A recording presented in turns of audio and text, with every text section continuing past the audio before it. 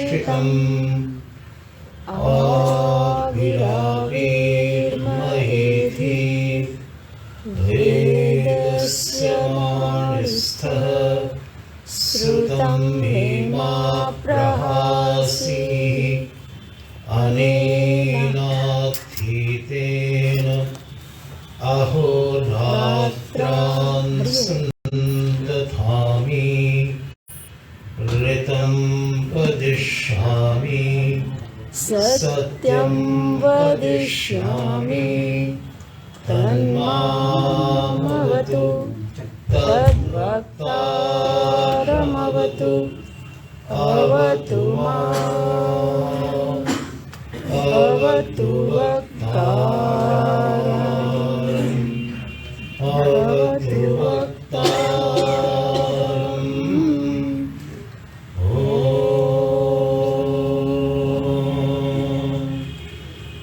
शान्ति शान्ति शान्तिः।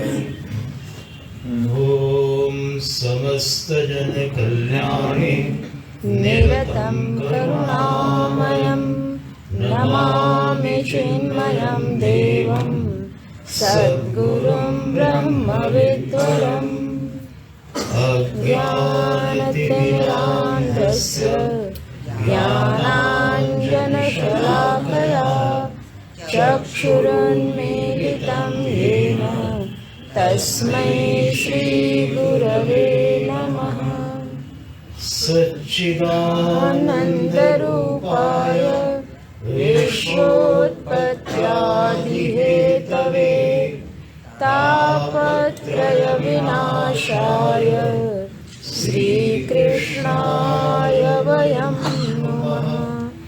यं प्रव्रजन्तमनुपेतमपेतकृत्यं द्वैपायनो विरहकातरया जुहाव पुत्रेति तन्मयतया तरवो विनेदुः तं सर्वभूतहृदयं मुनिमानतोऽस्मि।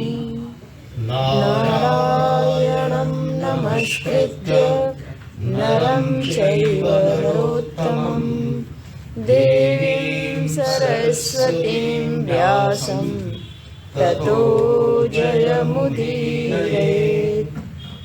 जन्माद्यस्य यतोऽन्वयादितरतः चार्थेष्वभिज्ञस्वरात् तेने ब्रह्महृदाय आदिकवये मुह्यन्ति यत्सूरयः तेजो वारिमृदां यथा विनिमयो यत्र त्रिसर्गो मृषा धाम्ना स्वेन सदा निरस्तकुहकं सत्यं परं धीमहि धर्मप्रोज्झितवैतवोऽत्र परमो निर्मत्सराणां सतां वेद्यं वास्तवमत्र वस्तु शिवदं तापत्रयोन्मूलनम्।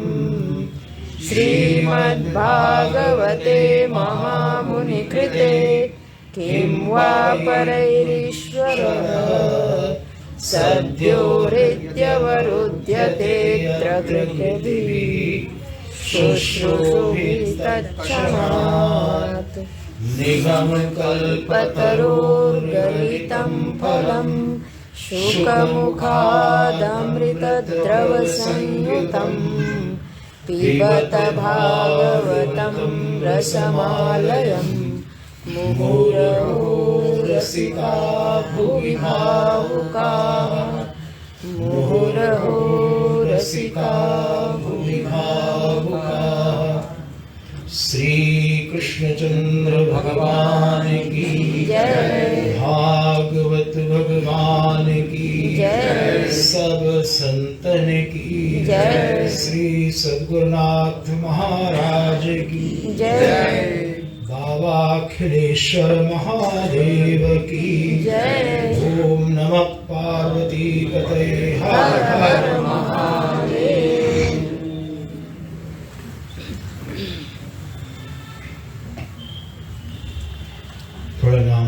कीर्तन करो।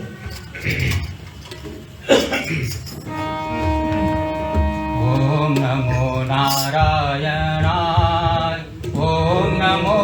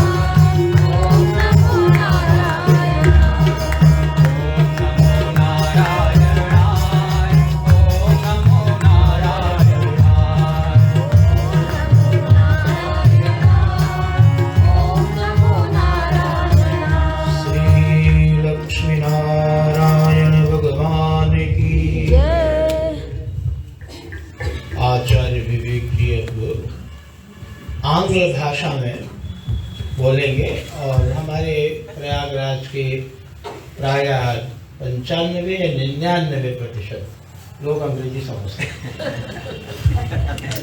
मुझे छोड़कर। Reverence to Swamiji, love to all. When I was studying in the Vedanta course at Sandipani Sadhanalaya, 2005 to 2007, near the end of the course, Puja Guruji Swami Tejo Mayananda had asked the students, anyone who speaks in a regional language, that they should speak. We were being trained in English, we were being tested in English, but people spoke Gujarati, Kannada, and so on. When he announced this, later that day there was a couple from America who had come to the ashram, and Guruji had asked me to show them around the ashram. And then I ended up taking them to Guruji's kutia, and I had casually shared to Puja Guruji that Guruji, I can try to speak in Hindi. And he says, Dekhenge. So the next day, then many students were asked to speak in Telugu and Marathi and so on. And then Guruji announced, and our last speaker will be Vivek. And I was just as surprised as everyone else, because what am I going to speak on? And in what? So I started, and I shared that the theme of what I'm going to speak on is why I love India. Now, I never studied Hindi, I've only listened to Hindi. So as I was speaking, I was really just speaking in English and translating the words into Hindi. No grammar, no flow. I remember one point where I was sharing, my religion, my culture, my parents, all that is important to me has come from India. And if I didn't have this, I would be in my mind I thought empty ghost, so I thought Kali Bhoot. And as I was sharing this, I was watching Puja Guruji and he was covering his face because he was laughing so much. He was falling out of his chair because he was laughing, but not at me, but rather with me. And it's burned into my mind, and it made me understand what the meaning of Shri Parameshwara Priti Artham means. We all chant this when we offer puja, but I came to understand and appreciate that the purpose of my life is to please my master. The purpose of his life is to please his master, his Bhagwan. A guru is one who guides us on how to live a God-oriented life. They are akamahataha. They don't need guidance. So they become deshika, the one who can guide. And logically, a guru provides the opportunity for us to practice loving another being the way we love ourselves. We can practice with a guru who's compassionate, who challenges us. I like to think of our Guru Shishya Parampara and what they provide in an example, a drishtanta. It's like being on an airplane. Can you all remember the last time, or if you've been on an airplane, the last time you were on a plane? A guru is one who moves you forward. Correct? You're just sitting there, and then the plane starts to move forward. And then the Shastra is the one that lifts you upwards. And then when you get high enough towards Ishvara, that's where there's no turbulence. One is just resting. But if you don't move forward, you can't move upward, and you can't rest. And if I can share this in different words, a guru is a bhakta, the Shastra is bhakti, and then Ishvara is Bhagwan.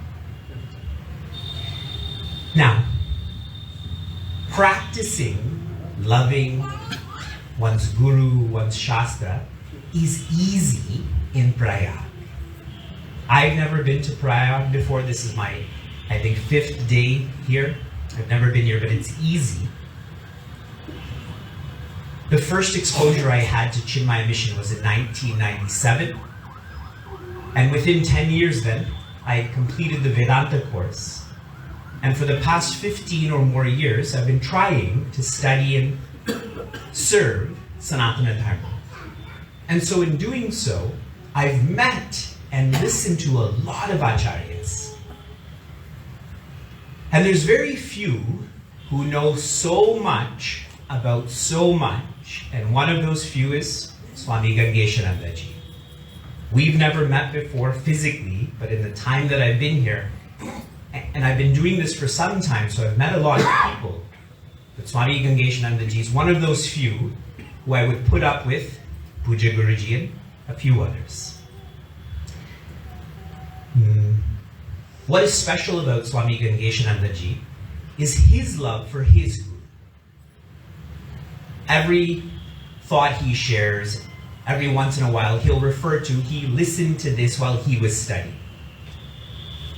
Swami Gangeshananda Ji knows so much. He was describing to us the geography of the Vana, that the Gurukula was first, then the Vanaprasthis lived next, then the Rishis lived next. He was sharing with me today that if you run an ashram, you should ask for feedback from the people who come. Know so much about so much. As Swamiji has been teaching, I've developed instant Shraddha. Most things that are instant are not good, like instant coffee. But I've developed an instant Shraddha, which is why there's that instant Shravana. No tamas, no rajas, just Shravana. Another reflection I had about Puja Swamiji is, I knew today that there was going to be a request, an opportunity for dakshina. I was thinking to myself that those who are great, like Puja Swamiji, should never have to experience a want in anything. It should be our responsibility to provide all that is wanted and needed, because only great people can teach us how to be great. So please reflect on that as you're considering offering dakshina. All that I've shared very much relates to Bhagavata. Bhagavata is a boat. It's a boat that moves us forward and upward. And all of our yatris were commenting on how special it is that here in Prayag, we don't just refer to Bhagavata as Srimad Bhagavata, like we do in Canada and America, but Bhagavata is known as Bhagwan. I've never heard that before, and it makes complete sense. And on the first day Swami shared, Bhagavata, Srimad Bhagavata is Bhagwan Ki. But then he followed up with Bhagwan Ke, that one should become Bhagwans through the Guru, through the Shastra. My final thoughts. I know we're not here to listen to me. I'm not here to listen to me. I'm fond of Skanda 4, the one that we're studying right now. It is very relatable. Daksha and Dhruva and Kritu thus far, they all engaged in the right actions, like we do. But what was missing was the right attitude. For Daksha, Bhagwan Shiva was right in front of him. For Dhruva, Bhagwan Narayana was right in front of him. For Prithu, he is Bhagwan, but he forgot himself. And that's very much like all of us. So that's why this is most powerful for us to nurture that right attitude. And so completing this with, as I was sharing, I studied under Puja Guruji, and here Swamiji and all of you describe him as Bade Guruji. Correct? Yes. And we sometimes in the West take Puja Guruji for granted. But the more that you say Bade Guruji, the more we understand his impact. So he's always shared that spirituality is not an action, it is the vision behind all actions. So again, it's the attitude behind all actions. And when we're clear about that, that means that we can practice spirituality or sadhana in every context, in every circumstance. It doesn't make sense why we wouldn't. Thank you for this opportunity from Puja Swamiji, from all of the bhaktas that are here. I'm speaking on behalf of all of our yatris. Being here has been very special. This is my 15th yatra in the last 11 years, and this has been very special. Hari.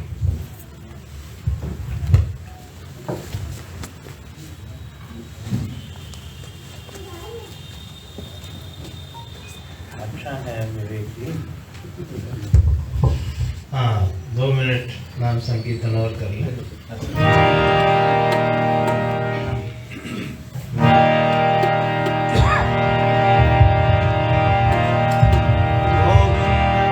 Hari Gopal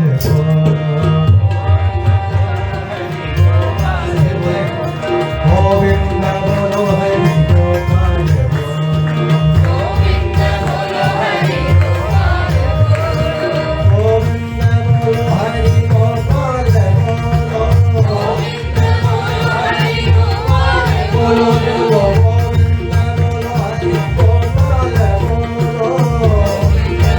Hari Gopal बोलो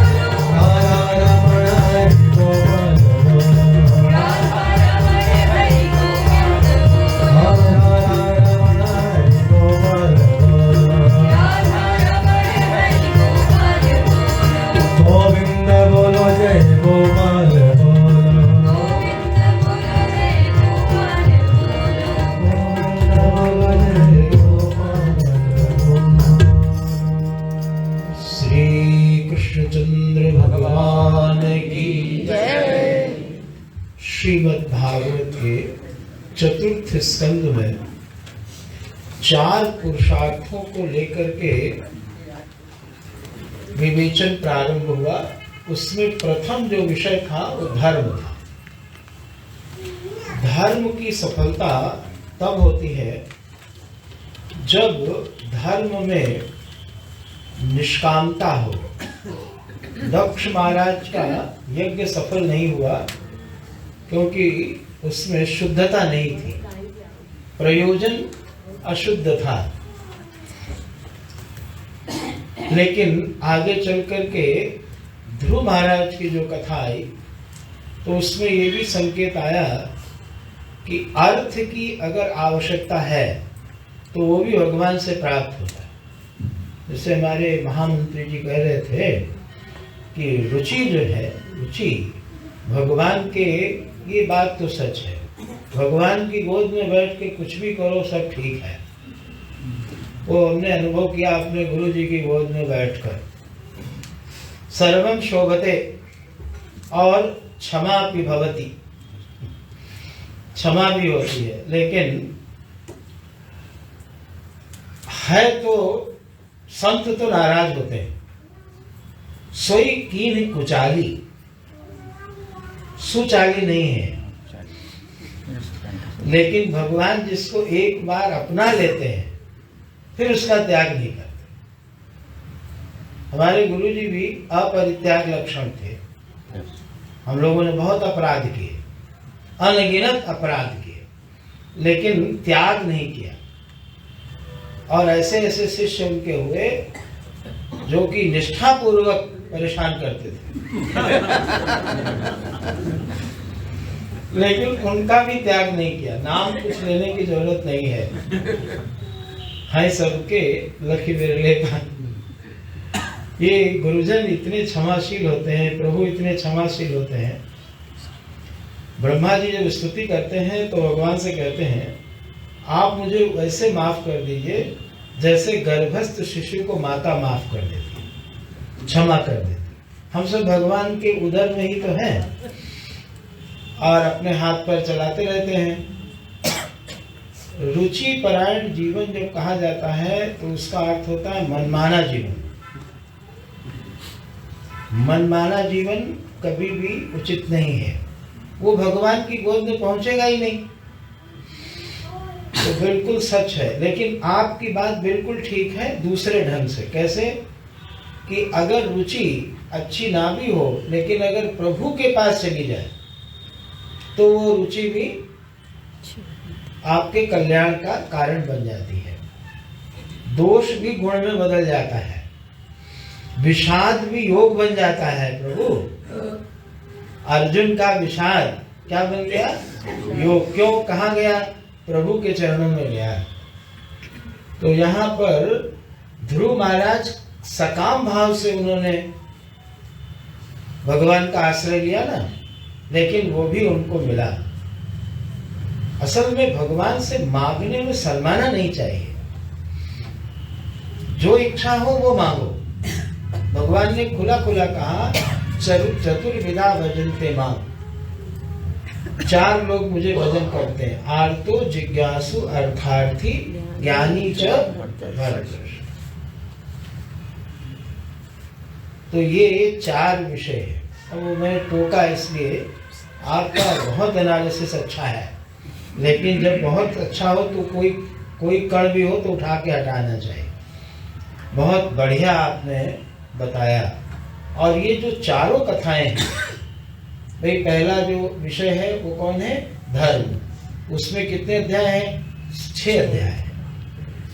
पहला अध्याय तो चला गया माता आपूति के और फिर वंश में, लेकिन दूसरे से लगा करके और 7वें तक का जो विषय है उसमें धर्म का प्रकरण आया। उसके बाद इसमें 2 कथाएं हैं। अंदर एक कथा है जो दिखती नहीं है, वो है अत्रि महर्षि की अनुसूया की। वो सफल हो गए, उन्होंने तीनों देवों को पुत्र रूप में प्राप्त कर लिया, लेकिन दक्ष असफल हो गए। कारण ये रहा कि उन्होंने धर्म में शुद्धि नहीं रखी, उनका प्रयोजन अशुद्ध हो गया। ध्रुव महाराज का अर्थ पुरुषार्थ सफल हुआ, लेकिन मोक्ष से चूक गए, जो आगे चल करके अपने दादा मनु महाराज से उपदेश पा करके वो मार्ग प्रशस्त हुआ। कुबेर का उनको मिला आशीर्वाद और मनु महाराज का। अब तीसरी जो कथा है वो भगवान ही अवतरित हुए हैं महाराज पृथु के रूप में, और उनकी कल हमने कथा सुनी। उसका बिल्कुल अंतिम अध्याय जब आप पढ़ोगे तो उसमें बड़ा अंत में कारुणिक दृश्य है। महाराज पृथु माता अर्ची के साथ वन में चले जाते हैं, और वहाँ एक दिन माता जी क्या देखती हैं कि कुछ भी उनमें मूवमेंट नहीं है, कंपन नहीं है, हिल डुल नहीं रहे हैं। तो जाके छू के देखती हैं, फिर जल छिड़कती हैं, लेकिन वो कुछ भी हिलते डुलते नहीं है। तो स्वयं ही जाकर उन सारा कार्य संपन्न करती हैं, स्वयं बैठ करके और सती हो जाती। ये भागवत भगवान ने इसका देखो वर्णन किया, और अंत में वो अपने स्वरूप में चले जाते हैं। वो तो साक्षात लक्ष्मी है, तो उन्होंने उनकी सेवा की। और कई बार हमारे जो लोग होते हैं ना, वो पूछते रहते हैं कि हम अकेले जाएं भजन करने। अब घर में तो है तो कैसे जाएं, दो बातें बोलते हैं। घर में है तो कैसे जाएं, और कभी बोलते हैं अकेले जाएं क्या। तो कहा भाई वो जाना नहीं चाहे तो आप अकेले चले जाओ, लेकिन अगर जाना चाहे तो ले जाना चाहिए, क्योंकि ये पति का धर्म बने कर्तव्य है परम कि वो पत्नी को परमात्मा के ओर लगावे।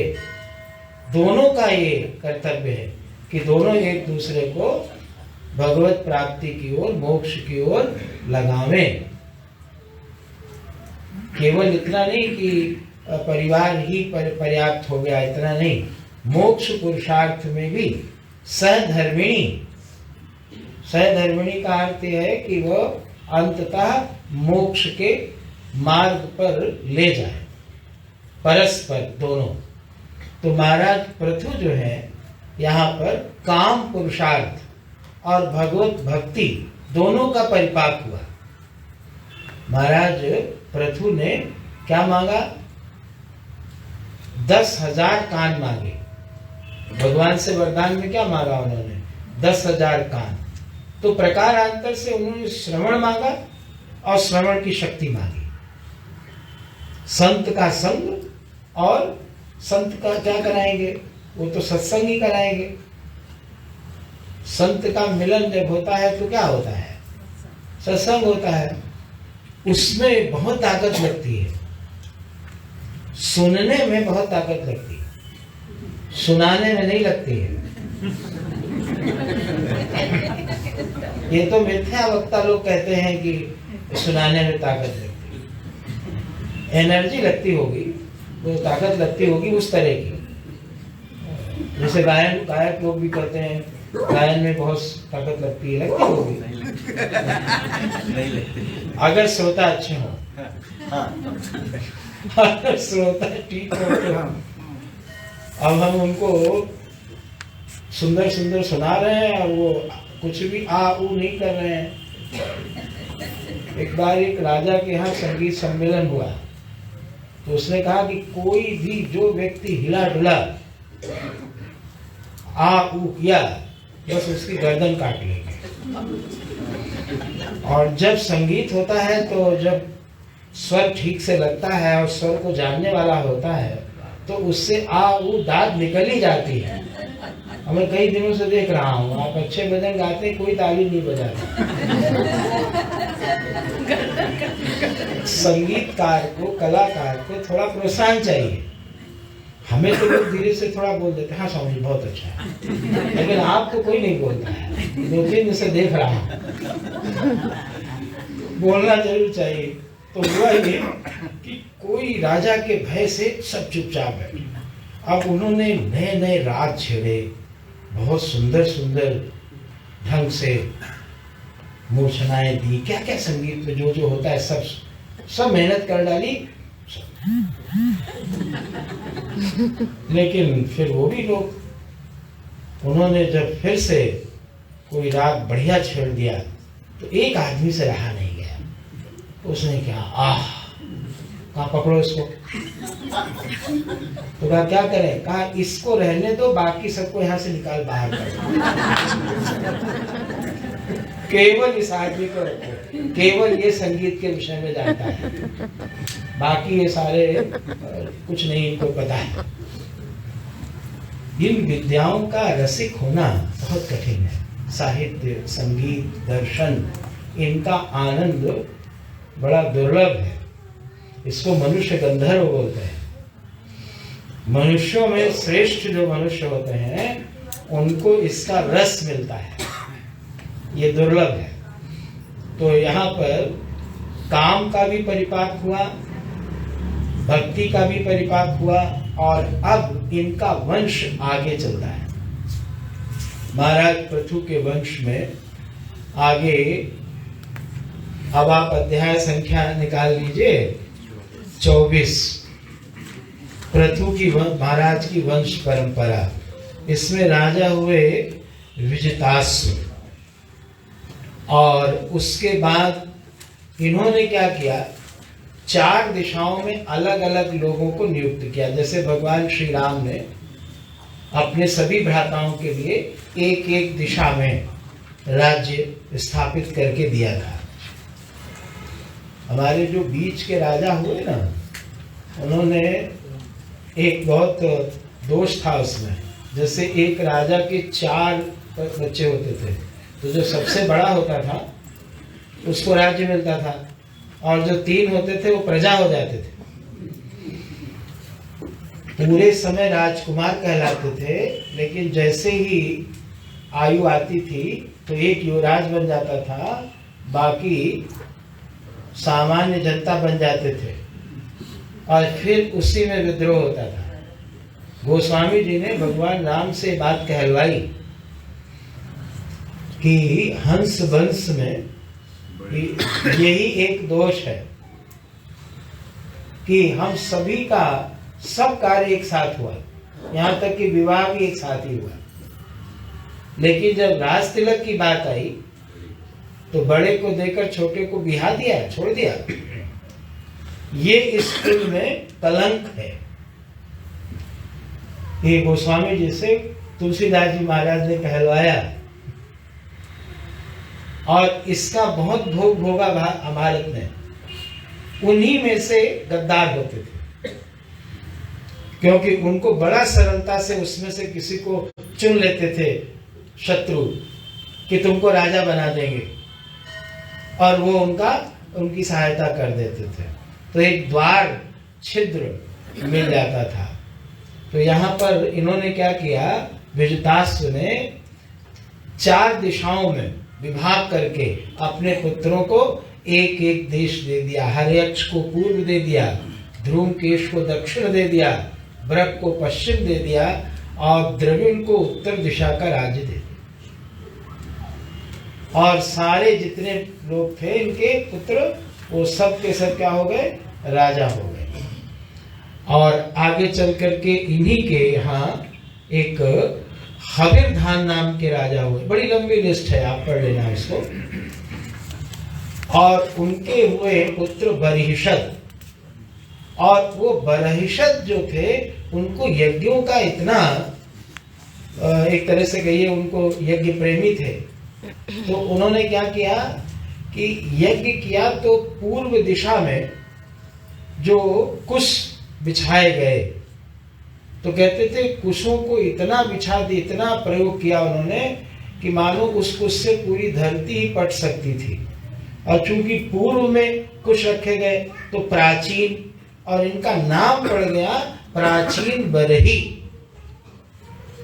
वैसे नाम तो बरहिषद था, लेकिन इनके नाम से नाम पड़ गया, इनका प्राचीन बरही नाम पड़ गया। और इन्होंने समुद्र की कन्या शतद्रुति से, इसमें नाम है भी बहुत बढ़िया, वो इडविडा ही नहीं है, हाँ माने घबरा जाए। देखो कितना सुंदर नाम है, शतद्रुति। और उनसे 10 पुत्र हुए। 13वां श्लोक है ये। प्राचीन बर्हिषा पुत्रा शतद्रुत्याम दशा भवन। इनके 10 पुत्र हुए और जब ये बड़े हुए तो इनको कहा प्राचीन बर्ही ने कि आप लोग विवाह करो, आगे सृष्टि बढ़ाओ। तो ये लोग तप करने गए। आप पूरे श्रीमद् भागवत में देखोगे, विवाह के पूर्व शक्ति का संचय करते हैं, तो तप करते हैं। तो तप करने के लिए चले हैं, तो घर से तपस्या करने के लिए निकले। इनका भाग्य इतना अच्छा है कि अभी कुछ ही दूर चले हैं कि इनको भगवान शिव का दर्शन हुआ। अब पूर्व जन्मों में इन्होंने कुछ कमाई की होगी, अन्यथा महादेव का दर्शन ऐसे अचानक तो किसी को नहीं होता। लेकिन देखो, और फिर उन्होंने तत्व का उपदेश भी किया। तो विदुर जी ने पूछ लिया कि ये इन दोनों लोगों का अकस्मात समागम कैसे हो गया और वो क्यों प्रसन्न हो गए और उन्होंने क्या बता दिया। भगवान शंकर, ये जरा श्लोक 18वां देखिए। आत्मा रामोऽपि यस्य लोककल्पस्य राजसे शक्त्या युक्तो विचरति घोरया भगवान भवः। भगवान कैसे? आत्मा राम है। भगवान शंकर तो आत्मा राम है, न जिन्हें कुछ लेना है न देना है। भगवान हमारे संत हुए, संत परंपरा में कबीरदास जी, वो कहते हैं कि मेरी एक इच्छा रह गई, अब मैं इसके साथ ही अपना शरीर छोड़ रहा हूँ। हाँ भाई, आपकी कौन सी इच्छा रह गई? आप तो अकाम है, प्रभु आपको प्राप्त हुए, आपको क्या रह गई इच्छा? तो कहते हैं मैं अपने गुरु को कुछ देना चाहता था, दे नहीं पाया। अपने गुरु को कुछ देना चाहता था, मैं दे नहीं पाया। जो गुरु होता है, जिसको श्रोत्री ब्रह्मनिष्ठ कहते हैं, उसको आप दोगे तो क्या दोगे? भाई ज्ञान तो उससे आपको चाहिए नहीं उसको, और कोई भी चीज की कामना नहीं है तो कोई वस्तु भी नहीं चाहिए। अगर गुरु को हम देना भी चाहें तो क्या दे सकते? कुछ नहीं दे सकते, केवल प्रणाम कर सकते। बाकी जो हम ये सब कर्म कांड करते हैं, गुरुदक्षिणा आदि, ये तो हम अपने लिए ही कुछ करते हैं। जितनी आपने गुरुदक्षिणा दी उसका ये खड़ा है, तो तेरा तुझको अर्पण। गुरुजन जो लेते हैं आपसे, वो आपको कई गुना करके आपको ही वापस कर। ये जो सारा एकत्र कर रहे हैं, स्वामी जी कितना पैसा एकत्र करते हैं, अच्छा फिर क्या करते हैं? कहा यूनिवर्सिटी बना रहे हैं, फिर स्वामी जी पढ़ेंगे उसमें।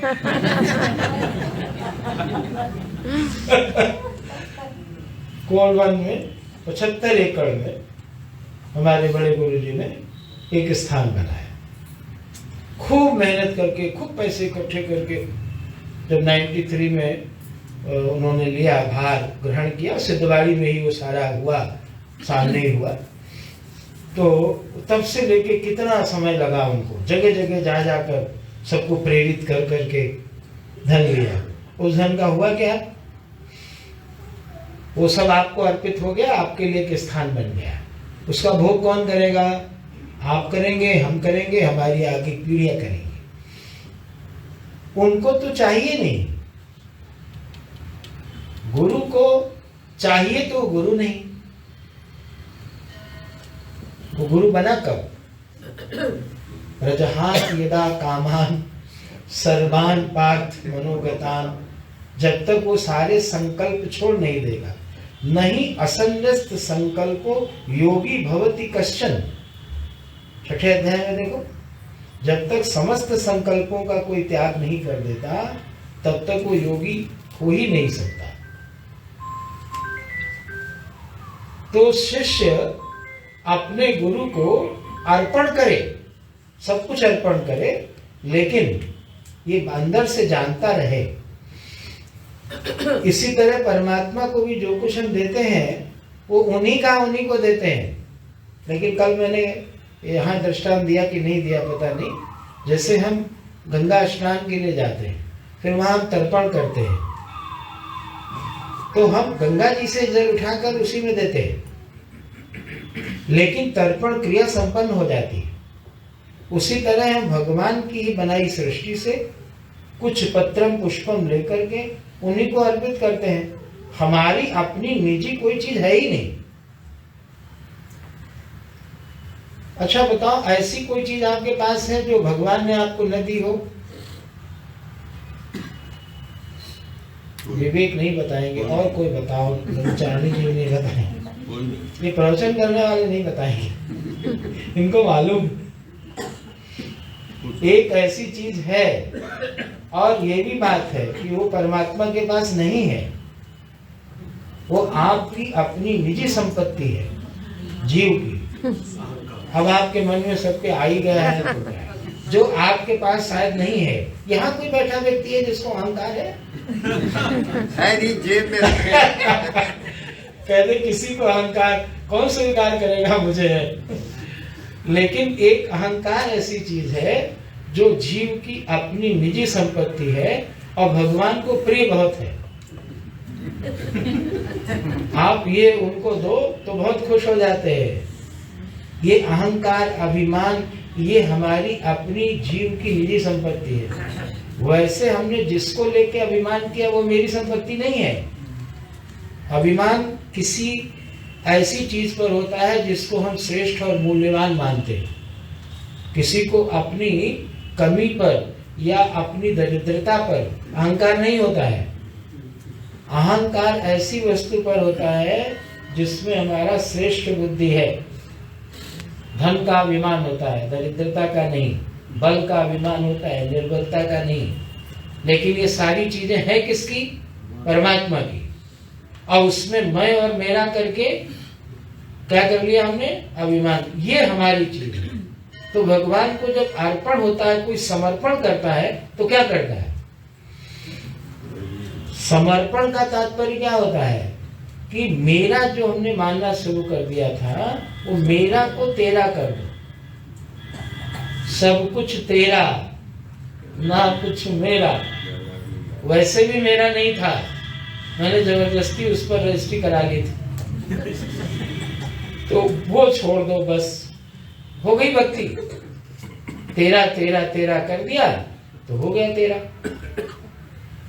अभिमान का अर्पण ही ये सारी जितनी भी हम भक्ति के अंग माने पूजा कर्मकांड करते हैं उसका अंतिम है। तो हम गुरु को कुछ दे नहीं सकते, लेकिन कृतज्ञता से नमन कर सकते। इसलिए गुरु को बारंबार नमन किया जाता है और कुछ दे नहीं सकते। नमः परम ऋषिभ्यः, नमः परम ऋषिभ्यः। जब ऋषि आत्मज्ञान दे देते हैं गुरुदेव, तो कहता है कि आपको नमस्कार है, आपको नमस्कार है, मैं इतना ही दे सकता हूँ, बाकी जो कुछ भी है वो आपका ही दिया हुआ है।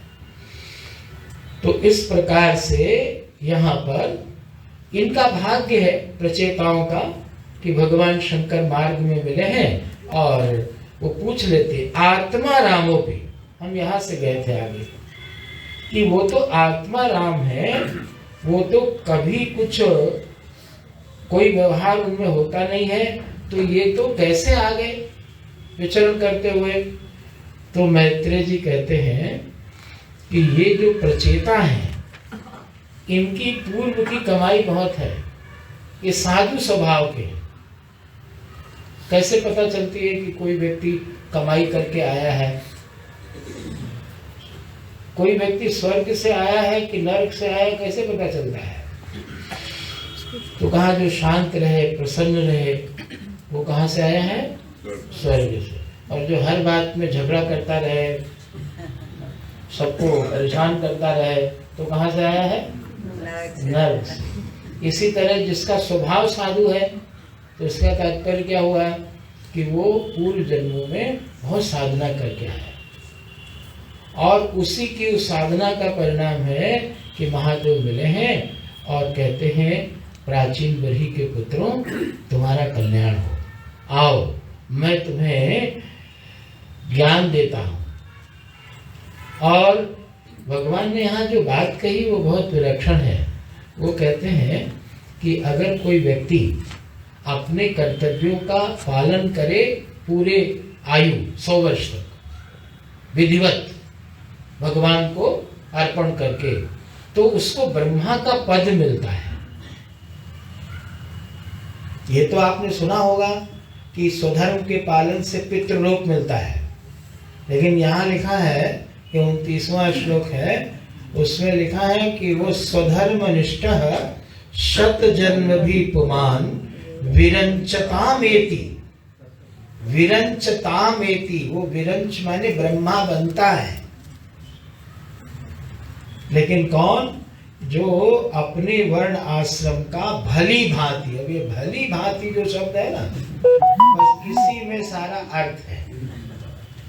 भली भांति, भली भांति माने यथोक्त रीत्या, शास्त्र में जैसा कहा गया है वैसा करना। बहुत कठिन काम है ये। कर्तव्य में बाधा सबसे बड़ी आती है रुचि की। ये क्यों नहीं किया आपने? कहा मुझे अच्छा नहीं लगा। कई बार तो गुरुजी अच्छे नहीं लगते। अब ये भी बड़ी समस्या है। गुरुजी भी अच्छे लगे तो हम उनके साथ रहे। अब ये रुचि महारानी कहाँ कहाँ पहुंचेगी कुछ पता नहीं है। उसको आजकल आप लोग मूड के रूप में जानते हैं। पसंद नापसंद मूड। क्यों नहीं आए आप? तो बस हाँ। और कहते हैं कि अगर इससे भी अधिक किसी का पुण्य हो जाए तो वह फिर भगवान विष्णु को प्राप्त करता है, माने वैष्णव पद को प्राप्त करता है। और उससे भी अधिक हो जाए तो वो रुद्र रूप में स्थित हो जाता है।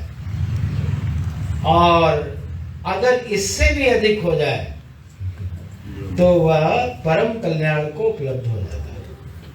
जो परम पुरुष है, ब्रह्मा विष्णु महेश, इन तीनों का जो अधिष्ठान है, परम पिता है, परमात्मा है, उसको नारायण शब्द से यहाँ उन्होंने कहा।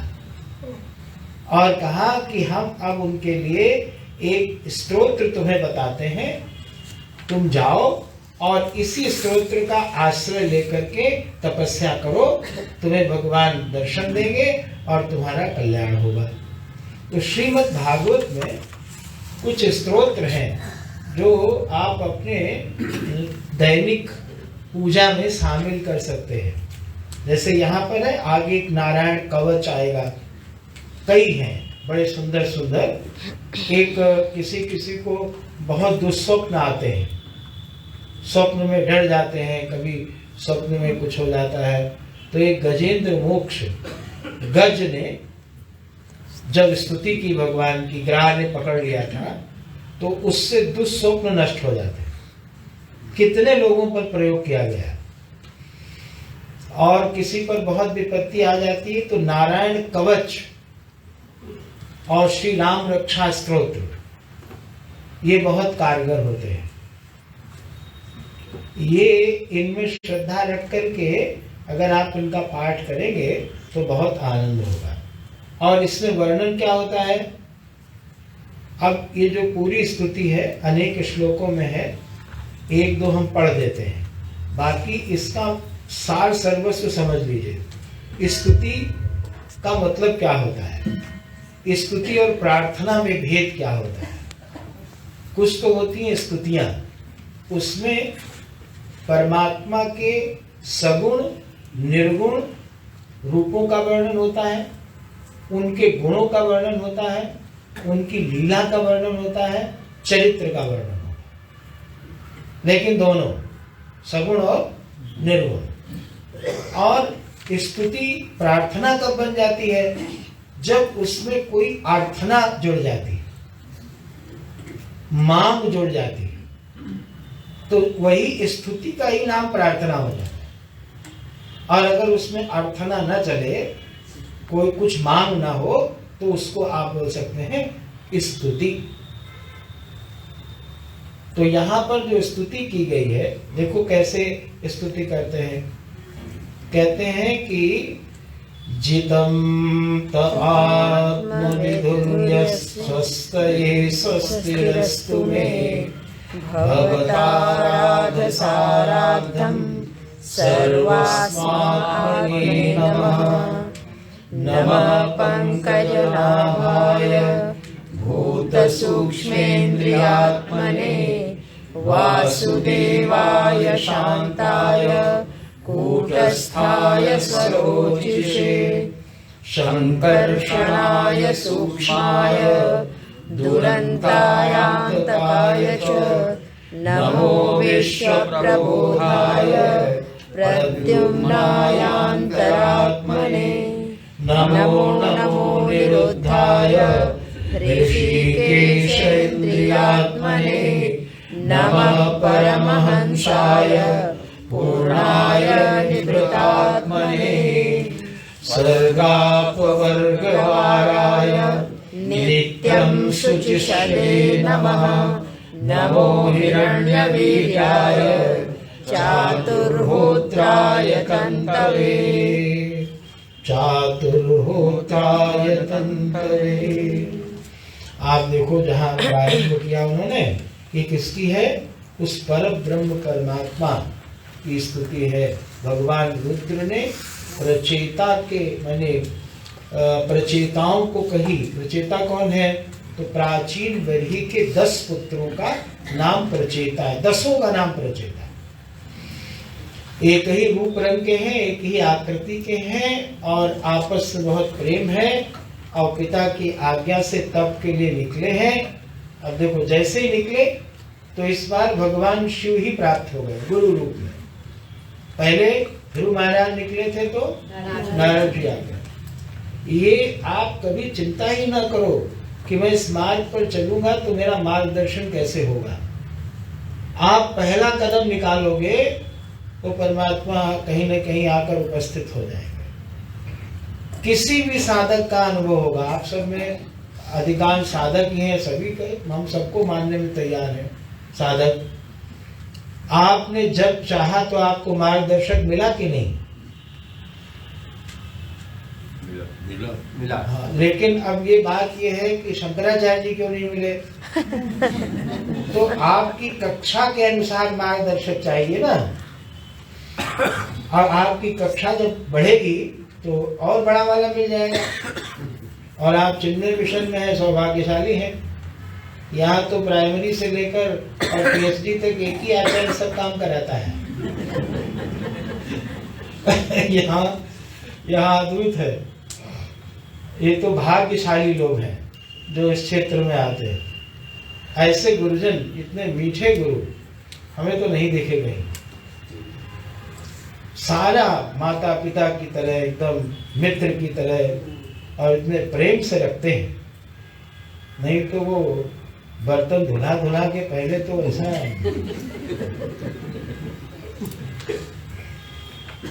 काफी, और यहाँ तो कॉफी लेकर पहुंचते ही जब मैं शादी में पहुंचा तो 2-3 केतलियां रखी थी, चाय, बिना चीनी की चाय, कॉफी, दूध। हमने कहा यहाँ हमारा स्वागत हो रहा है कि मैं तप करने आया। बाकी आश्रमों में देखो तुरंत पहले खूब बर्तन मजवाते हैं कई वर्षों तक। उसके बाद धीरे धीरे धीरे। और यहाँ तो ऐसा है, जैसे कोर्स किया तो स्टेशन पर लोग जाते हैं पूर्ण कुंभ लेके। यहाँ शिष्य तो कोई होता ही नहीं है, गुरुवा सर्वे सीधे उतरते हैं जैसे ही स्टेशन से व्यास आश्रम, जिस पर गुरुदेव बैठे थे। बड़ा आश्चर्य हुआ था मुझे पहली बार। आप कहीं किसी संस्था में, भारतवर्ष की, मैं तो भारतवर्ष तक ही सीमित हूं, किसी भी संस्था में मैंने नहीं देखा। ये चिन्मय मिशन के कुछ वैशिष्ट हैं कि उस स्थान पर बिठा दिया जाए जिस पर प्रथम पुरुष बैठा हो। सीधा कोर्स से निकला व्यक्ति और सीधा उसको उस आसन पर बिठा दिया गया जिस पर प्रथम व्यक्ति बैठा था। आप खोजते रहेंगे कभी नहीं मिलेगा। अधिकार का कुछ मतलब ही नहीं रखा है वो, और उनके आशीर्वाद से उसकी मर्यादा भी लोगों ने बना के रखी। तो आज तो प्रचेता धन्य हो गए, उन्होंने भगवान रुद्र से यह पाया है। और यहाँ लिखा है कि वो लोग भगवान से आज्ञा लेकर के इस स्तोत्र को सुन करके नारायण परायण होकर के दीर्घ काल तक, यहाँ देखो रुद्र की स्तुति वो करने लगे और उसके बाद भगवान की स्तुति करके उनकी आज्ञा लेकर के और कई लाख वर्षों तक, अब आप यहाँ परेशान मत होना, कई लाख वर्षों तक उन्होंने साधना की। तो हमारे पास असल में अपने दो गुरुओं के अलावा कोई चित्त में है भी नहीं, उन्हीं की बात है। हम तो घर से सीधे आए, मिशन में यहीं रह गए, तो कोई स्मृति बाहर की है नहीं, उन्हीं लोगों की है और उन्हीं का श्रवण है। तो कहते थे कि हम, आप भी देखते होंगे कि पहले 100 रुपया बड़ी चीज होती थी। 100 रुपए का नोट प्रायः शहर में टूटता नहीं था। 500 और 1000 की तो बात छोड़ दो, और आज लाख रुपए का कुछ फर्क नहीं पड़ता। हर रिक्शा वाला लखपति है, उसका रिक्शा ही 2 लाख का है। पहले मीलों में नगर ढूंढने पर 2-4 लखपति मिलते थे।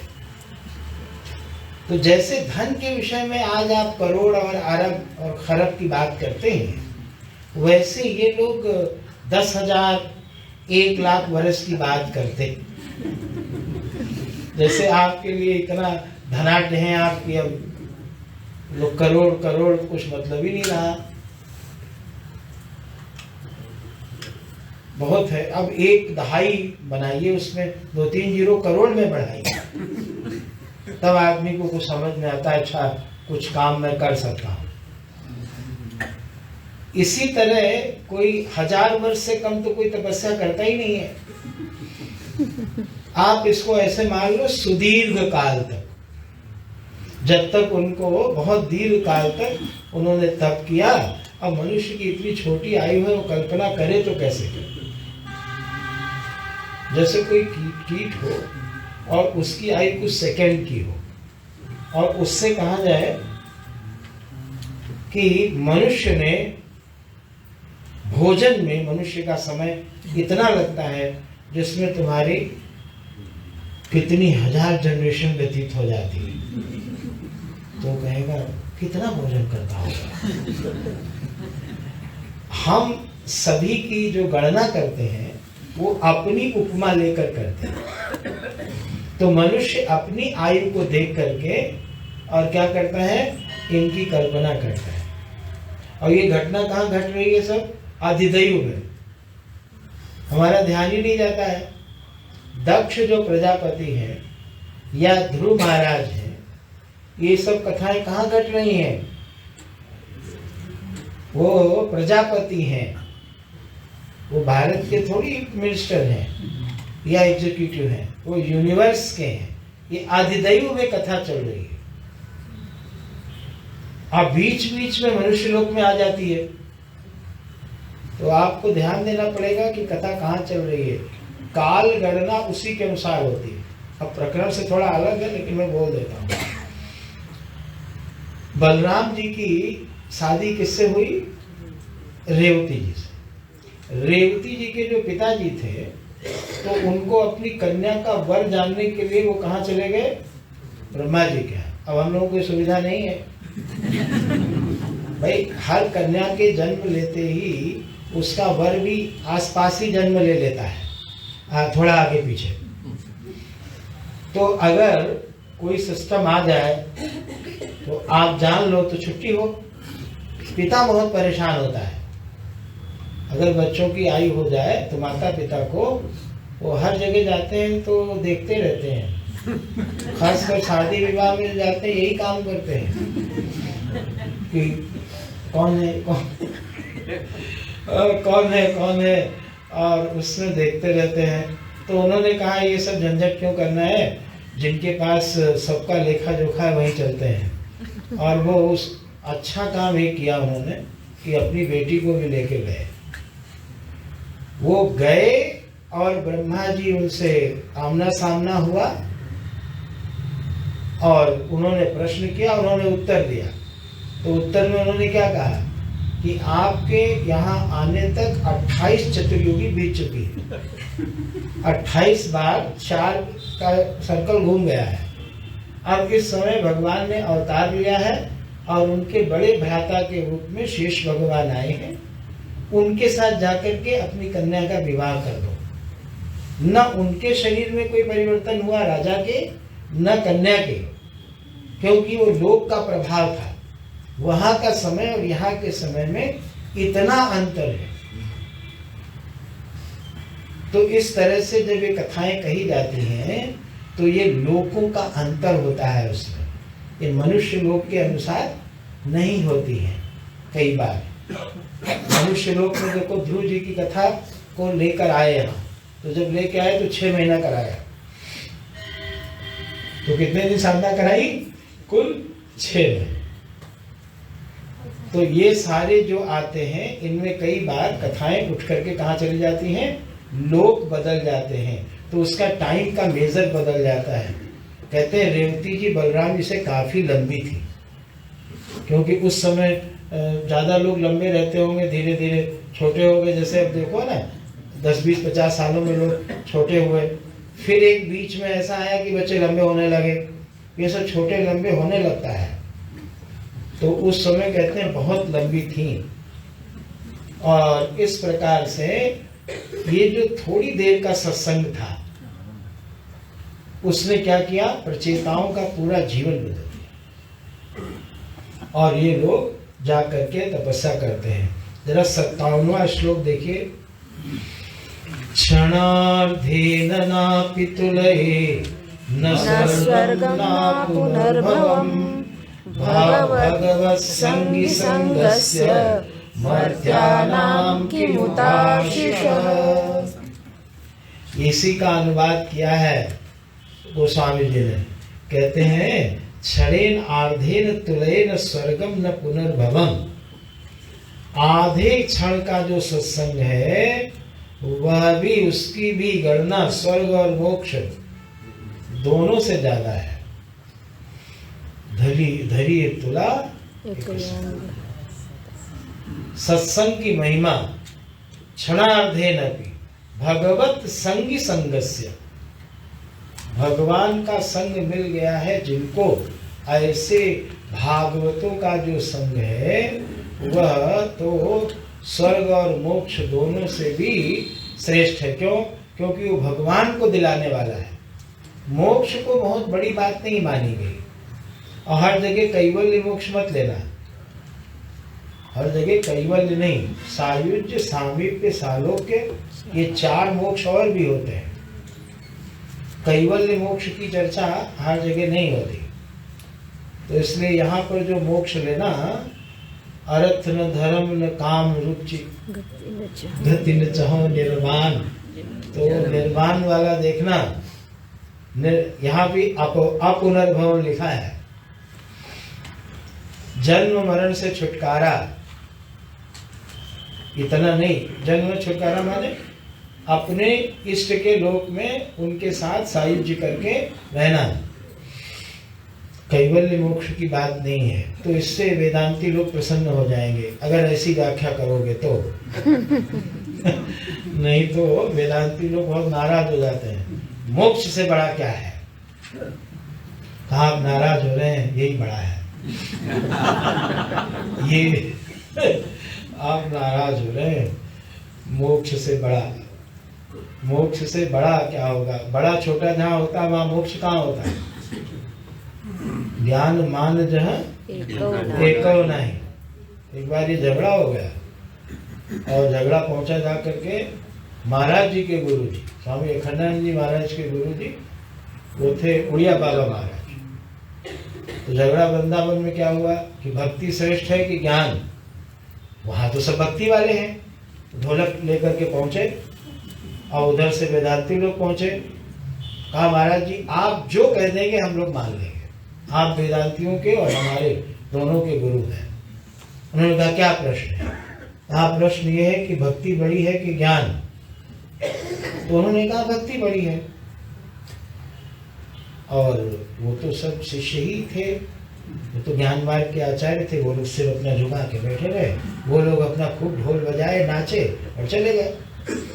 बाद में कहा कि आप वृंदावन में रहते हैं, लगता है आप भी गोस्वामी लोगों से डर गए हैं, इसलिए आपने उनके सामने ऐसी बात कही है कि मोक्ष से भी ज्ञान से भी श्रेष्ठ भक्ति है। भक्ति तो साधन है। तो बाबा क्या कहते हैं? कहते हैं बड़ा और छोटा ज्ञान में होता है क्या? बड़ा छोटा तो भक्ति में होता है। ज्ञान में कोई माप नहीं होती। और ये जो झगड़ा भी होता है ना, ये वो लोग करते हैं जो न भक्ति करते न ज्ञान के उपासक होते। ये केवल वार्ता रता न तो साधना रता। यदि साधना रत होंगे तो उनको ये बात पता चलेगी कि भक्ति के बिना ज्ञान नहीं, और वो ज्ञान ही क्या है जिसमें प्रेम ना हो। आपको ज्ञान, प्रेम के बिना ज्ञान नहीं होता, और ज्ञान होने पर प्रेम बढ़े ना, ये कैसे संभव है? महिमा जैसे जैसे आप जानोगे वैसे वैसे आपका प्रेम बढ़ेगा। ये तो वो लोग बोलते हैं जो थीसिस लिखते हैं, क्योंकि वहां कहा जाता है कुछ नया लिखो तो तुम्हें हम देंगे डिग्री। अगर वही लिखोगे जो पहले से प्रचलित है तो डिग्री नहीं देंगे। डिग्री कब मिलेगी? जब तुम कुछ नया बताओ जो अभी तक न बताया गया हो। भले ही सत्य हो या ना हो, लेकिन तुम बता दो और सिद्ध कर दो किसी तरह से। तर्क से तो कुछ भी सिद्ध किया जा सकता है। आज शरद जी से वार्ता हो रही थी तो उन्होंने कुछ पूछा, तो उसमें चर्चा आई कि जैसे हम मनुष्य बन गए हैं तो अब हम कुछ भी करें पशु नहीं बन सकते, नीचे नहीं जाएंगे। ये चर्चा चल रही थी। और इसमें एक दर्शन लोगों ने दिया भी कि अगर मान लो आप 5वीं कक्षा में हैं और आप फेल हो गए, तो आपको क्या चौथी में भेजा जा सकता है? छठी में तो आपको नहीं भेजेंगे, ये तो ठीक है, लेकिन क्या आपको चौथी में भेज देंगे? 5वीं फेल कहलाएंगे। पहले लोग जो हाई स्कूल में फेल हो जाते थे तो ऐसा नहीं बताते थे कि 9वीं पास हूँ, वो कहते थे मैं हाई स्कूल फेल हूँ। ऐसे बताओ ना 9वीं पास, तो कहा नहीं हाई स्कूल आ जाना चाहिए बोलने में। तो कहा मैं क्या हूँ? High school fail. तो अब प्रश्न ये है कि मनुष्य हो गए हम लोग, तो क्या अब हम ऊपर जाएंगे? कहा अगर ऊपर नहीं भी जाएंगे तो मनुष्य तो रहेंगे। वैसे ही है बड़ा अच्छा आश्वासन के लिए, लेकिन ये सच नहीं है।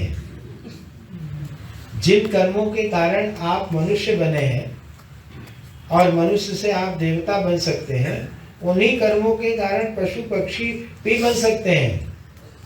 और आपके यहाँ तो ये सिद्धांत बिल्कुल पक्का है कि कर्म के में दोष आने से और निम्न गति प्राप्त हो जाती है, और इसके बहुत सारे उदाहरण आपको प्राप्त होंगे। जड़ भरत आदि बहुत सारे दृष्टांत हैं। लेकिन ऐसा भी कुछ लोगों की मान्यता है, और इस तर्क को आप काट पाओगे ये जरा मुश्किल काम है। हम ये दिखाना चाहते थे कि तर्क से वो भी सिद्ध हो सकता है जो सही ना हो। इसलिए कहा गया उन तर्कों का प्रयोग किया करो जो श्रुति मतस्कर को अनुसंधीयता, दुस्तर्का सुविरम्यता, नहीं तो पता नहीं वो क्या सिद्ध कर देंगे। जो नहीं है उसको भी सिद्ध कर देंगे। तर्क जो है वो बिना श्रद्धा के चलता है जब, तो वो काट सकता है आपको, पूरी तरह नष्ट कर सकता है। और जिन लोगों ने तर्क का स्वतंत्र प्रयोग किया उन लोगों ने अपना सर्वनाश लिख लिया, वो शून्य में पहुंच गए। काटते काटते कहाँ पहुंचे? कहा कुछ नहीं है। तो कहा इतनी मेहनत करने के बाद कुछ नहीं पर पहुंचे। पूरी मेहनत कर ली और फिर कहाँ पहुंचे? सर्वम शून्यम। बहुत सुंदर। अपने नाश के लिए इतनी मेहनत की। तो ये तो भगवान भाष्यकार लिखते हैं वैनाशिका। ये कैसे हैं? ये सबका विनाश कर गया। अब यहाँ प्रचेता तो लग गए तप में, और पिताजी अभी तक घर में लगे हुए हैं। कई बार हमारे वृद्ध जनों का हाल ये होता है, बच्चे आ रहे हैं सत्संग में और उनको कहो सत्संग में चलो, घर में दिन भर बैठे रहते हो, टाइम ही नहीं है उनको। यहाँ हम बहुत लीला देखते हैं। माने बच्चे जो हैं कई बार सत्संग भी कर लेते हैं इतने व्यस्त रहने पर भी, लेकिन उनको बोलो कि चलो तो वो घर में पता नहीं क्या करते रहते हैं। अरे आप लोग यहाँ, हमारे सारे आश्रमों के कमरे खाली पड़े हैं। आप अपने घर में क्यों रह रहे हैं? यहाँ रहो। कहा घर वाले मुझे छोड़ते नहीं। बिल्कुल वही बात के घर वाले भी कहते हैं।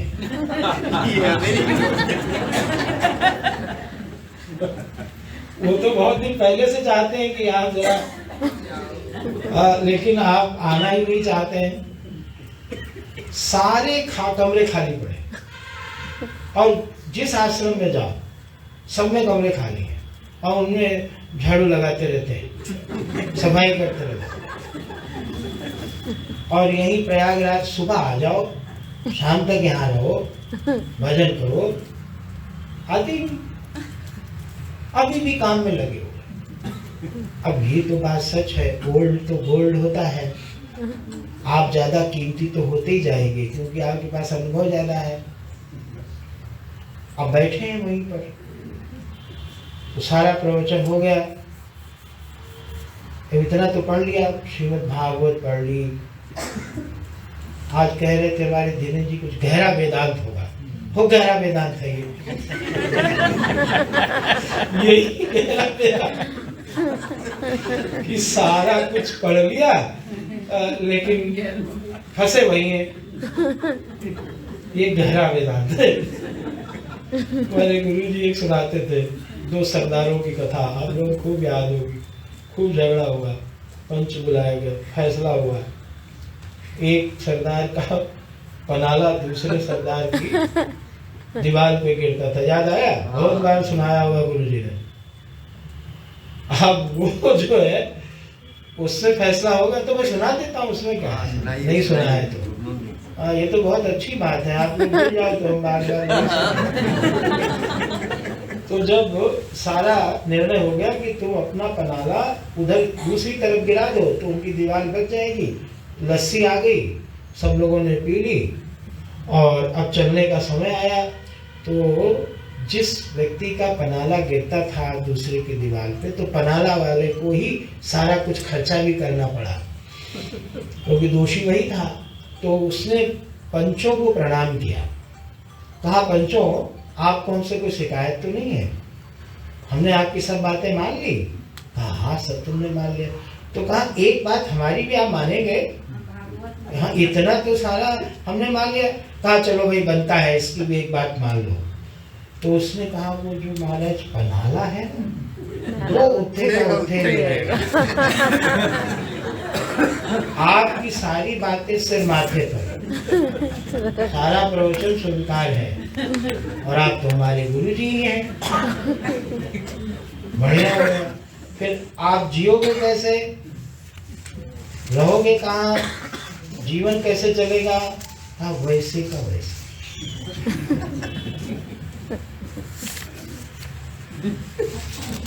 और अगर आपने ज्यादा आग्रह किया तो आपको अगली बार नहीं बुलाएंगे, गुरु बदल दे। डॉक्टर चेंज, ये डॉक्टर बहुत ज्यादा जो है परहेज कराता है, तो चलो अब आएंगे नहीं दोबारा। बात ये है कि जब तक आप थोड़ा बल लगा करके, एक आपने सुना उद्धार शब्द,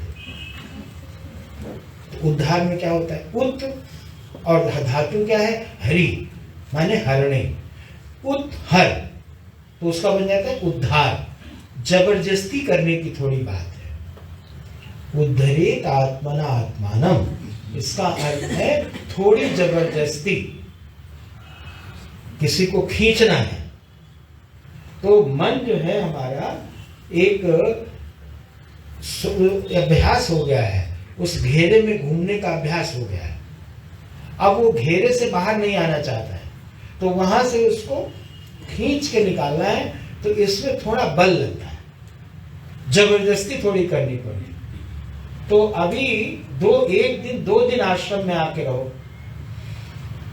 एक दिन सुबह चले आओ और आकर के रहो, यही भोजन करो, यही जप करो, बैठकर ध्यान करो, थोड़ी सेवा करो और चुपचाप चले जाओ। धीरे धीरे मन को प्रैक्टिस कराओ, फिर देखो कितना आनंद आता है। टहलते हुए सुबह चले आए और यहीं आके बैठे, और फिर भजन करना है, मौन रहना। फिर यहाँ पर भी वही सारी राजनीति नहीं करना है। वो नियम बनाने की बात है कि वहाँ बैठें और फिर भजन करें, थोड़ा मौन का अभ्यास करें। आपको मैं पक्का कहता हूँ, घर वाले बहुत खुश हो। अगर आप हफ्ते में एक दिन भी प्रारंभ करेंगे, तो वो खुशी खुशी उस दिन की प्रतीक्षा करेंगे कि आज जाएंगे तो अपने सारे प्रोग्राम बना लेंगे। चलिए छोड़ देते हैं, हमारा छोड़ दो नाला, आप जितनी भी पंचायत करनी हो कर लो। अब पिताजी घर नहीं है, बेटे आ गए तब करने के लिए, लेकिन पिताजी नहीं निकले घर से, वो वहीं अपना कुशा बिछा रहे हैं और यज्ञ कर रहे हैं। अब नारद जी वहां से चले। ये नारद जी क्या है, ये भगवान के संकल्प है। जब किसी जीव के कल्याण की इच्छा परमात्मा में होती है, तो वो इच्छा ही का प्रतिनिधित्व करते हैं नारद जी। आज आप लोग एक ग्रंथ पढ़ते हैं चिन्मय मिशन के लोग, उपदेश सार, तो वहां पर जो याज्ञिक हैं, यज्ञ करने वाले हैं, वो योग्य बन गए हैं ज्ञान के। तो भगवान शिव जा करके उनको उपदेश देते, बलात्। एक पूरी कहानी है वहां कि भगवान जाते हैं, युवा हैं, और वहां जाते हैं तो सभी उनके जितने पारिवारिक लोग हैं सब उनसे आकृष्ट हो जाते हैं, उनकी सारी सिद्धियां न्यून पड़ जाती हैं। तो अंत में पूछते हैं क्या इससे भी बड़ी कोई चीज है, तो कहते हैं हाँ इससे भी बड़ी चीज है परमात्मा, उसका ज्ञान देते हैं। तो प्राचीन बरही यज्ञशाला में खड़े थे, नारद जी गए हैं, तो उन्होंने उनका स्वागत किया, बिठाया। तो यहाँ बोलते हैं नारद जी कि बताओ आप इतने दिनों से कर्म में लगे हैं, अब भगवान की भक्ति करो, ज्ञान प्राप्त करो। तो प्राचीन बरी कहते हैं नारद जी आप जो भी मुझे कह रहे हैं वो मैं सुन तो रहा हूं, लेकिन मुझे आपकी कोई बात समझ में नहीं आती। मुझे तो कर्म ही समझ में आता है। आप भी कभी बोलते होंगे, जब कहा जाता है कि मंदिर आओ, आश्रम आओ, सत्संग करो, तो हो सकता है आपके अंदर भी बात, मैं तो महाराज कर्म ही पूजा समझता हूँ, मैं तो महाराज। हाँ, ऐसा कुछ लोग कहे भी हैं, ऐसी बात नहीं है। मैं जो कर रहा हूँ महाराज सेवा कार्य कर रहा हूँ, बढ़िया काम कर रहा हूँ, मैं तो कर्म ही समझता हूँ। लेकिन एक समय कर्म जो है जो आप कर रहे हैं वो पूरा हो जाता है, सेवा का एक फल आपको अब दिया जा रहा है। सेवा का फल क्या है? भगवान के चरणों में अब क्या प्रीति हो जाना, भगवान का भजन करना। सेवा करता रहे। सेवा का फल सेवा नहीं होता, सेवा का फल होता है चित्त का निर्मलीकरण और भगवान की ओर जाना। अब भक्ति करो, श्रवण करो, मनन करो, निधिध्यासन करो, नहीं, उसी में लगे रहे, निकल ही नहीं रहे, वहां से बाहर नहीं। तो यहाँ पर उन्होंने कहा कि देखो जरा ऊपर देखो, प्राचीन बरी को दिखाया ऊपर, तो ऊपर उसने क्या देखा कि जितने पशुओं को उसने बलि दी थी, हजारों की संख्या में पशुओं को बलि दी थी उसने, तो वो सब के सब पशु जीवित होकर उसकी ओर लाल लाल आंखें करके देख रहे हैं। ये लीला है नारद जी की। तो उन्होंने कहा महाराज ये तो वही सारे पशु हैं। तो कहा ये सब प्रतीक्षा कर रहे हैं तुम्हारी, जब तुम जाओगे ना यहाँ से ऊपर, तो ये सब तुमसे तैयार खड़े हैं।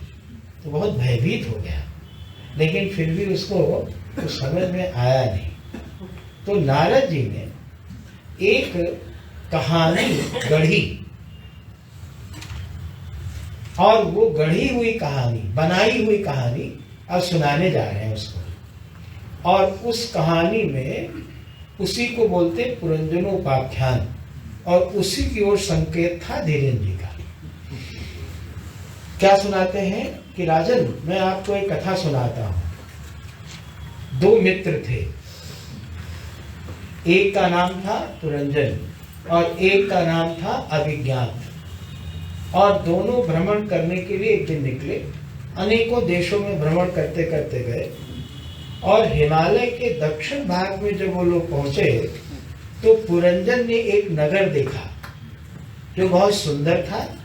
उसमें 9 द्वार थे और उसकी बनावट बहुत अच्छी थी। उसको देख करके वो ठहर गए और अपने मित्र अभिज्ञात सखा के मना करने पर भी वो उसमें प्रवेश कर गए। उसने मना किया इसमें प्रवेश मत करो, लेकिन वो प्रवेश कर गए।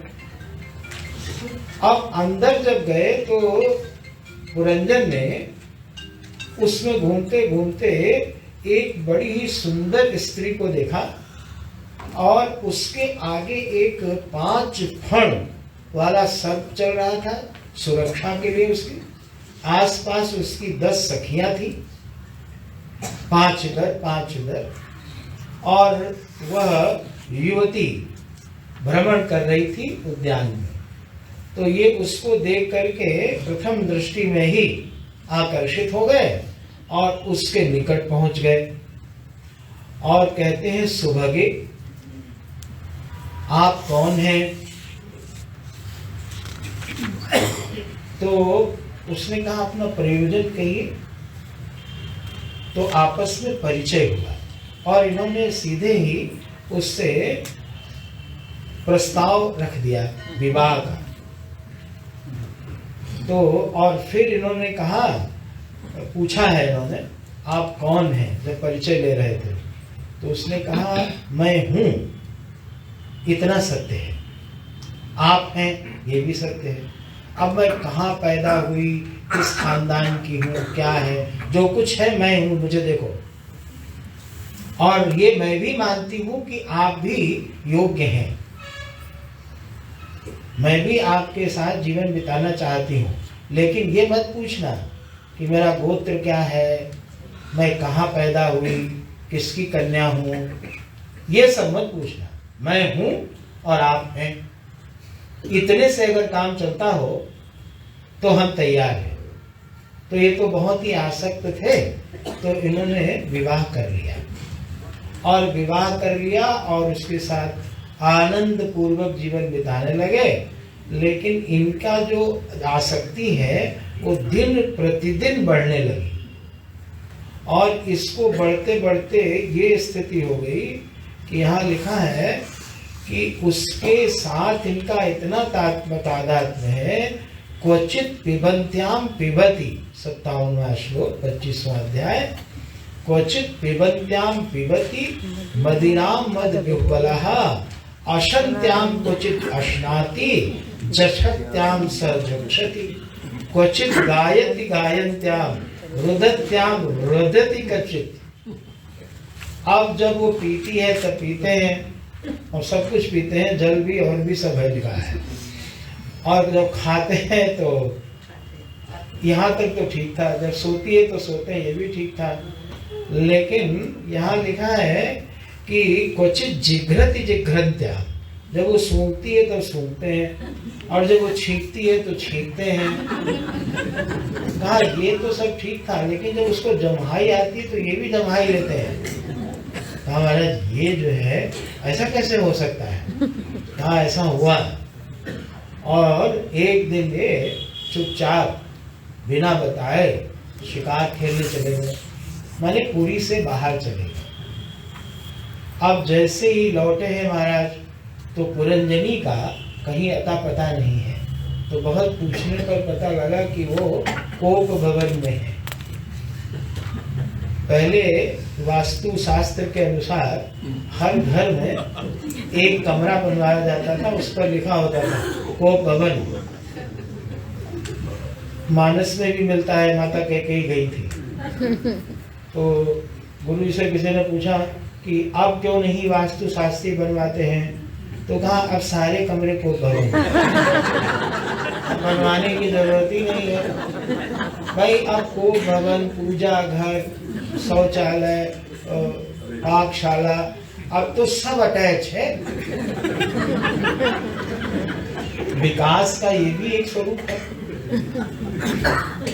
और सब क्या है? सब एक ही, सर्वस्व सर्वे, यानी सब में है, एक ही है। कल्पना भी आज से 50 साल पहले भारतीय नहीं कर सकते थे कि ये पाकशाला, मंदिर, शौचालय, शयन कक्ष ये सब एक होगा। ऐसा अद्वैत की कल्पना नहीं थी। सब एक में आके मिल जाएगा, ऐसी कल्पना नहीं की गई थी। सब एक ही में, सबकी दीवारें जुड़ी हुई। हम पूजा करने बैठते हैं तो उधर किचन में खुट खुट आवाज आती है, बाथरूम में रहते हैं तभी खुट खुट आवाज आती है, क्योंकि सबकी दीवारें एक में जुड़ी है। ऐसा हो गया। अब ये जो है महाराज कोप भवन के नाम से ही कांप गए। अब वहां गए हैं और जा करके इन्होंने जो उनको मनाना शुरू किया है, कुपित रानी को मनाना शुरू किया। तो गुरु जी कहते थे जो गृहस्थ लोग हैं उनके लिए इसमें बहुत सारे सूत्र दिए गए कैसे मनाना है। तो जरा ये 20वां जरा श्लोक देखिए। हर तरह से मनाया वो नहीं मानी तो पस्पर्श पाद युगलम, उनके दोनों चरणों को अपने गोद में रख करके धीरे धीरे दबाना प्रारंभ किया, उनके चरण छुए। यहाँ लिखा है च उत्संग लालिता, उत्संग माने होता है गोद, गोद में रख करके, और जरूर धोए धाए रहे होंगे। पैरों का क्या पता भाई, लेकिन मनाने में सफल। उन्होंने कहा कभी भी बिना बताए कहीं बाहर मत जाना, नहीं तो डर गए महाराज। और यहाँ पर आकर के उन्होंने क्या किया कि देखो कुछ भी ऐसा मैं नहीं करूंगा, कसम वसम सब खा ली उन्होंने और आनंद से फिर जीवन व्यतीत होने लगा। अब धीरे धीरे पता ही नहीं चला इन लोगों को, अनेक पुत्र पुत्री हो गए और धीरे धीरे इनको पता नहीं चला। और जरा नाम की एक माता जी हैं, वो नगर नगर घूमा करती हैं, तो इनके नगर में भी आ गई और इनको जो है स्पर्श कर लिया। तो जैसे इनको स्पर्श किया तो इनका सारा जो तेज था वो चला। देखो आपको घबराना नहीं है, मैं जो बात कहने जा रहा हूँ। जो लोग 50 के ऊपर हैं वो जब चेहरा अपना देखते हैं और एल्बम में पुराना जो फोटो देखते हैं, और आजकल लोगों ने ऐसे ऐप बना रखे हैं कि आप 2 साल से और 100 साल तक अपना फोटो देख सकते हैं। वो बड़ी भयानक स्वरूप होता है। तो ये कन्या ऐसी है जिसको भी छू लेती है तो उसका तत्व चला जाता है। अब एक प्रज्वार नाम का भी है, वो आ गया। तो इनके शरीर में ज्वर होने लगा, माने बुढ़ापा आ गया। फिर उसके बाद एक चंडवेग नाम का बहुत बड़ा बलशाली योद्धा है, उस पर चढ़ाई करते हैं। योनेश्वर नाम का एक योद्धा है। तो वो कहते हैं भाई तुम हम पर चढ़ाई क्यों कर रहे हो, हम लोग तो मित्र हैं, हमारा शत्रु पुरंजन है, चलो वहां चलते हैं। तो और हमारा भाई पहले से लगा है, बहन भी जा चुकी है। ये जरा जो थी पहले आई थी चंडवेग के पास, तो वो बरमाला लेकर घूमती रहती है। तो उसने चंडवेग को डालने का प्रयास किया। उसने कहा बहन जी रुकिए। बहन जी बोलते हो? हाँ। कहा तुम्हारे लिए तुम्हारा पति हमने ढूंढ रखा है, वो वहाँ है पुरंजन। तो वहीं उसी ने भेजा था इनको, उसने पुरंजन को पहना दिया। ये और कोई नहीं, बुढ़ापा है, जिसको छू लेता है। आगे जब आएगी कथा तब बताएंगे। वो सबको छू चुकी, यहाँ जितने बैठे हैं 99% को छू लिया इसने। 1% बचे होंगे, ज्यादा नहीं बचे, सबको छू लिया उसने। तो अब ये सब इकट्ठे होके आक्रमण कर दिए। चंद्रवेग की सेना बहुत बड़ी है और उसमें स्त्रियां भी हैं। भारत ने तो अभी शुरू किया, ये बहुत पुराना है। चंद्रवेग में 360 उसके सैनिक हैं पुरुष और 360 ही उसके सैनिक हैं स्त्रियां।